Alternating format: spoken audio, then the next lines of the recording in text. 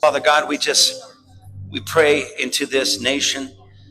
As a matter of fact, that king, God, you are removing that king and raising up a righteous ruler and leader in that nation.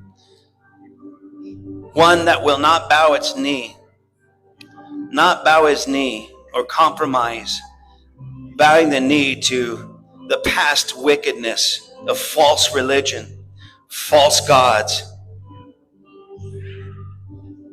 That nation will be a nation that worships Jesus.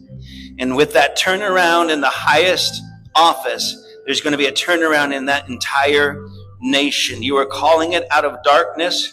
You are calling it out of wickedness. You are calling it out of evil. And even in the darker corners of that nation, you are striking down those spirits of unrighteousness and ungodliness and raising a standard of holiness in that place. People are going to say, what happened to that place? Why are they prospering? Why are all the local peoples of South Africa and the nations around running to that tiny little nation?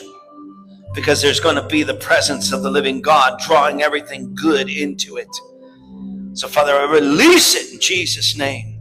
I release it in Jesus' name. And I pray that there will be a cleansing, even in the throne room of the palace over that nation.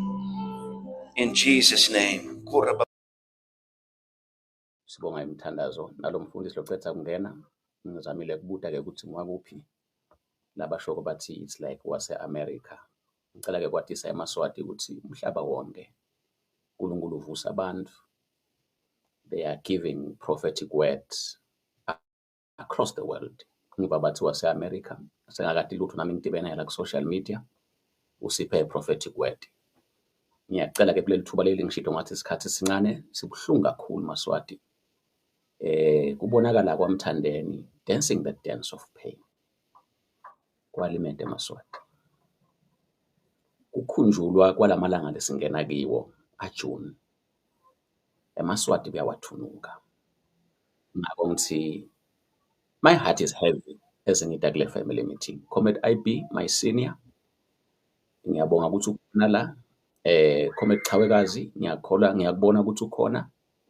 Ngiyakholwa futhi ukuthi baholi labanye deputy president weSwadepa nitamuva Maswati thereafter. Angade mathuba ukuthi atamnika EFF Swaziland. Kodwa kuleli thuba leli noma sikhathi esihambile Comrade IB, can you please lead us in this time? Kafishane nawe ngiyathi ukuthi sowubona isikhathi esihambile emva kwakho angifuni kungena ngibheke ukuthi kungene Comrade Chawekazi. Boma ke Sibongile ngiyakhola President Sibongile NNLC naye ukuthi ukhona. Thank you. Ngiyabonga Mnguni, ngiyabonga Mpembe elikhulu. Maswati kithi anginibingelele. Ibito lami ngicomrade IB Dlamini. I-convener yenhlangano yenu i-United Eswatini Diaspora. Njengalokho asashito umnguni angihambi ngedwana asihambi sodwana. Ukhona comrade Chawekazi we-Swazi Lives Matter. Lophinze futhi a-coordinate i-Justice for Swaziland. Maswati kithi ngeke ngisabamudze kubonga nje ukuthi nisilalele sithi nceke kaNkulunkulu lesingazange sitikhetha thine kodwa siyakholwa ukuthi sakhethwa nguye somandla kuthi kulesikhathi lesimatima kangaka eveni lethu laseSwatini kube ngithi lasithumelako ukuthi si-7 Maswati kithi sitokhuluma ngenzaba yekuya lapha eEmelo Maswati kithi lapho siyokhumbula khona labo labashiya lababulawa inkosi Mswati wesithathu ngesibhuku. Lokwakubuhlungu ke Maswati kithi ngithi ngisho ukuthi abebambisene nabafowethu nabodzadzewethu labamaphoyisa nemasoja kanye nemawada, the same people labahluphekako nabo lamhlanje, the same people labangakhoni kuthola imithi etibhedlela, the same people bantu babatali babo labafako ngoba kude imithi etibhedlela, kude ama-scholarships, niyadata tinkinga kude imisebenzi, kodwa bathi bona batawubulala sive sakithi. Maswati akithi, why yini lokwenda ukuthi sithi asikhumbule labo labasishiya? Kokucala Maswati akithi luthando esinalo nabo kanye nemindeni yabo. Bafa Maswati akithi kuze kuthi thine sikhone kuphila. Singabakhohlwa kanjani-ke Maswati akithi? Kwesibili, kufanele ukuthi sitibude ngamunye Maswati akithi ukuthi kube kwakufethine besiyo-expecta bona ukuthi bende njani. Kwesithathu Maswati akithi, kukhombisa kudzabuka kwethu nobe iminyaka lengu-4 seyiphelile, kodwa sikhombisa ukuthi siyadzabuka kakhulu ngalokhu lokwenteka ngaJune 2021 lapho kwafa khona bantu bakithi, labanye balimala, labanye baboshwa, labanye baya ekudzingisweni. Kokugcina Maswati akithi, kukhala kuNkulunkulu, kukhala kuSimakadze, kuthi Simakadze akasive. Akazange asho Simakadze ukuthi kufanele ukhale kangakanani kuze kuthi akuve nobe kuthi akuphendule, ngoba yena akalali and yena akayoze azele. Ngaso sonke isikhathi esikhala kuye uyakhona kuva, nathi siyakholwa ukuthi uvile. Maswati akithi, lokunye lekufanele singakukhohlwa ukuthi Mswati kanye nalabo labamsidako bafisa ngazuthi singabakhohlwa laba labafa, bafisa ngazuthi kungakhohlwakala ukuthi kwabakhona eMaswati lafa. Ngakho-ke thina lesisaphila sifanele simphikise Mswati ukuthi lokho ngeke kuze kwenteke. Lokunye-ke maybe Maswati akithi lengingakusho ukuthi kungumsebenzi wethu ema-servants enu ukuthi sinikhumbude, sifundzisane ukuthi akusiko kokucala futhi akusiko kokugcina ukuthi bantu bafe ngoba bafuna inkululeko, futhi akusiko kokucala and futhi akusiko kokugcina ukuthi labo labasele ngemuva babakhumbule. Sitawukhumbula Maswati akithi ukuthi ngesikhathi sa-1941 to 1945 lapha eGermany kwafa about 6 million wemaJuda labulawa nguHitler Maswati akithi. Nalamhlanje solo emaJuda ayabakhumbula laba labafa kuleyo Holocaust. Kwesibili, nga-1960 Maswati akithi kwafa bantu labangu-69 bafa lapha eSharpeville nawungentasi kweJohannesburg, labe bangafuni ukuthi emabhunu abagcilate athi bona abahambe baphethe emapasi, mabangahambi baya etidorobheni ebusuku, mabangakhi labafuna kwakha khona, mabangayitholi imsebenti, njengalokhu kwenteke eSwatini. Bathi nabahamba bayobeka leto tikhalo emabhunu avulela ngenhlavu kwafa 69. Nalamhlanje Maswati akithi bantu base-South Africa bayabakhumbula labo bantu labafa nga-1960. Maswati akithi eSoweto nga-1976 kuJune 16 njengaloku nikhumbula, bantwana besikolo bafa in hundreds ngoba bebangafuni kufundziswa ngesibhunu, ngoba isibhunu kwangasiso sakubo. Nalamhlanje njalo kube sikhumbula kuthiwa le nyanga lena inyanga ye-youth, bebakhunjulwa bakhunjulwa abantu labaphilako base-South Africa, futhi bayobakhumbula until kuze kuyobhubha umhlaba. Maswati akithi-ke 29 June 2021 nakithi kwabe sekuyafika. Asibakhumbuleni Maswati akithi, asikaze sesike sithole lithuba ukuthi site eveni lelikhululekile, sikhululekile, sihlangane, not only ukuthi sitikhalele kodwa siphindze futhi sishiyelane ligwayi Maswati akithi ekuthinini kodwa singenta kanjani ukuthi sichubekele phambili. Nitawuthola-ke lithuba Maswati akithi ukuthi nani nitiphefumulele nisho ukuthi asiphume sibheke kuphi. Lokunye-ke Maswati akithi, umhlaba kufanele ukuthi ungakhohlwa, umhlaba ufuna ukuthi wati. Njengaloku nathi ukuthi sahamba sayombopha Mswati ka-United Nations kaMhlaba Uhlangene, Maswati akithi kuhlangana kwenu kutawucinisa lokho ukuthi nembala eMaswati afa and nembala eMaswati ayayifuna inkululeko. Asihlanganeni-ke Maswati akithi lapha kaMhlushwa, I mean lapha eMelo, which is only 100 kilometers uma uphuma eBora Gate yase Oshuki nobe uphuma kuBora Gate yakuMahamba nobe uphuma kuleya seSicunusa nobe ungaphuma kuleya kuMalutha kusedudane. Nathi sisuke eJozi is only 200 kilometers, nalaba suke eThekwini is only 400 kilometers. Maswata kithi kufana nekusuka kaManzini uye eNhlangano. Angeke-ke Swati lakithi uthi ngete wakhona ngoba kusekutheni lena ngeyakho Swati lakithi. Siyabonga kakhulu nalabo-ke labasisupportile. We are appealing to the conscience of the church.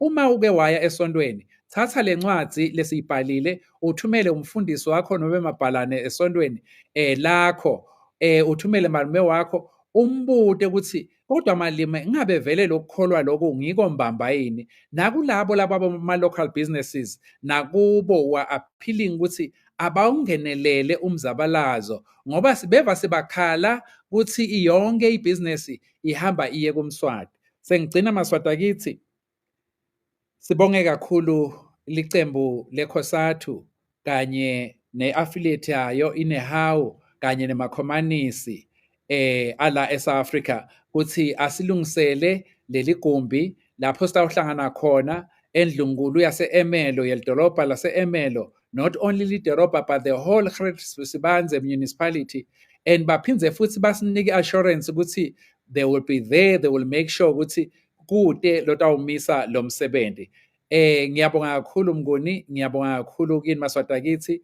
Over to you Comrade Chawekazi, utokwathi ukuthi utshele Maswati ukuthi ingabe malungiselelo asakuphi manje, yini lokhu expectekile from bona, nalabanye nalabangesheya kwetilwandle yini lesicela kokubo. Over to you Comrade Chawekazi. Izwe lokhokho bethu, elilizwe lababa nomama, elilizwe lokhokho bethu, amandla siyavusela Maswati lamahle igama Mqhawekazi Khumalo from Swazi Lives Matter and the Justice for Swaziland campaign. Sibonge kakhulu lelithuba, and we want to thank all the leaders who have been supporting umsebenzi we-commemoration. Lapho khona Maswati lamahle angicabangi lokuthi umuntu uyadzinga nokusho ukuthi kutabe kwendeka ini and why we need to all gather, we need to all rise up, we need to all show up. Siyene Emelo Maswati lamahle, the leaders have said in the past few weeks, namanje solo siyasho Maswati lamahle the importance of this day. Maswati lamahle ngisho nje Maswati lamahle ukuthi it's a very, very important commemoration. Siyambona Maswati lamahle ukuthi akahlali phansi Maswati lamahle, and therefore it's very, very important for all of us not only to just rise up but also ngalokuphakama kwethu sihlanganeni ngobuningi bethu siyene Emelo. It is also to give a message to the regime ukuthi we stand resolute on the fact that we want to self-determine as a right, and that we are going to continue to fight for that right Maswati lamahle. So siyacela ke Maswati lamahle ukuthi sonke sipheleleni ngobuningi bethu siyene Emelo.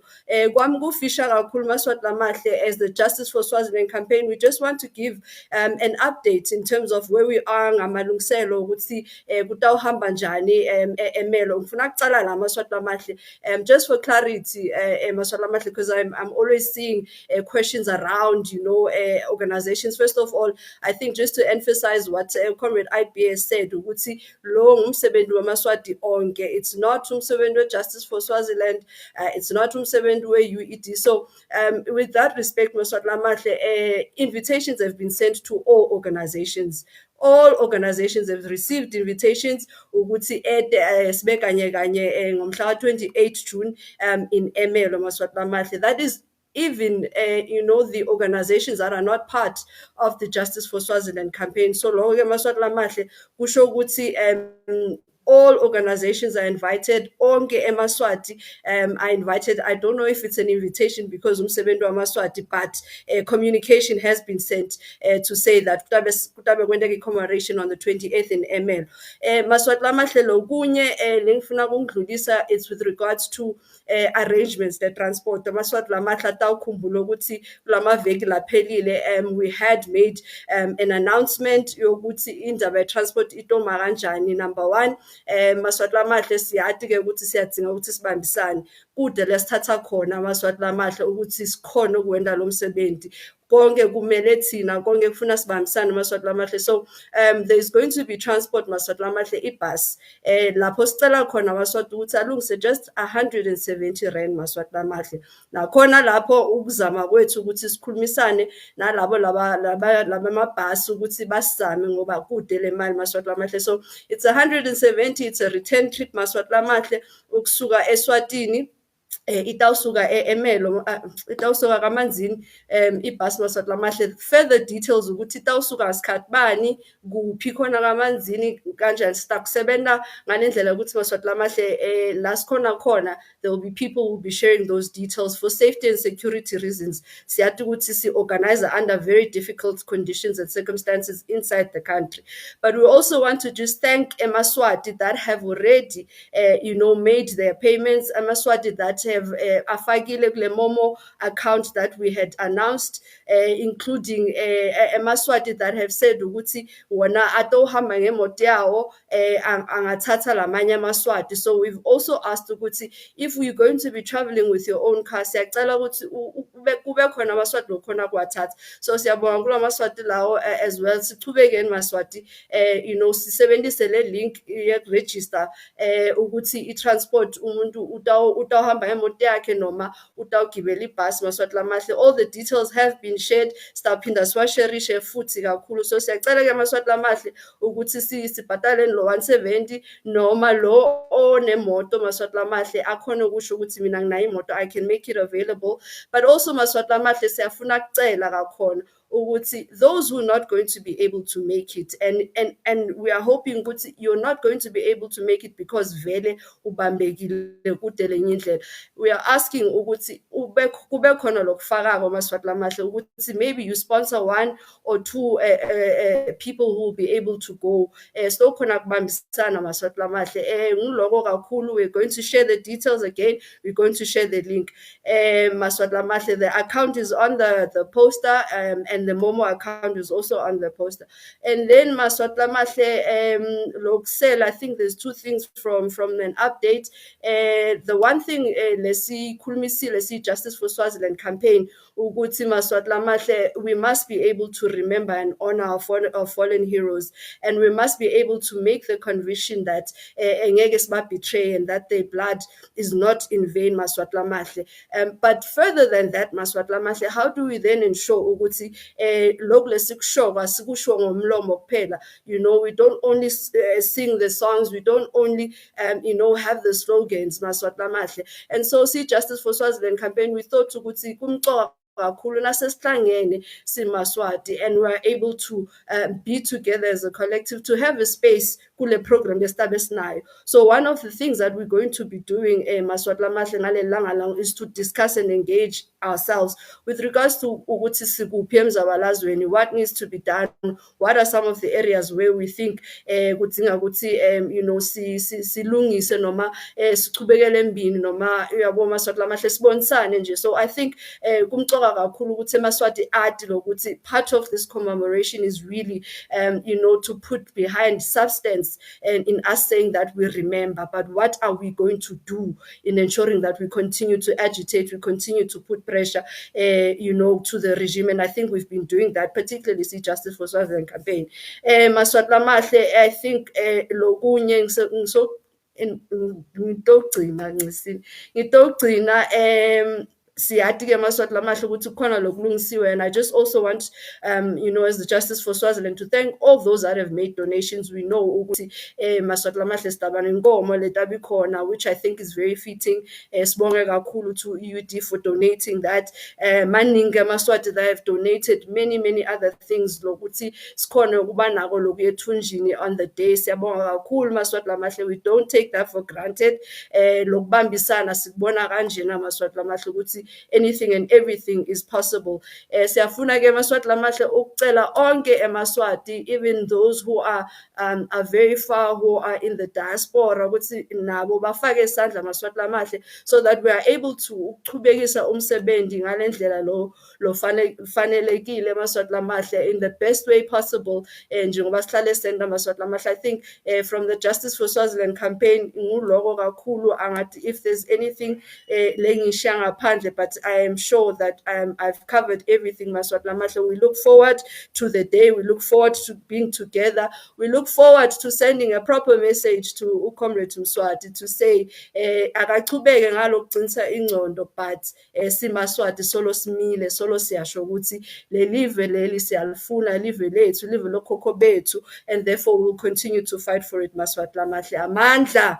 Sitha sibonge kuSwazi Lives Matter Comrade Qhawekazi losinike lithuba kusesiyofuna buso baJehova ngale kwelithaka.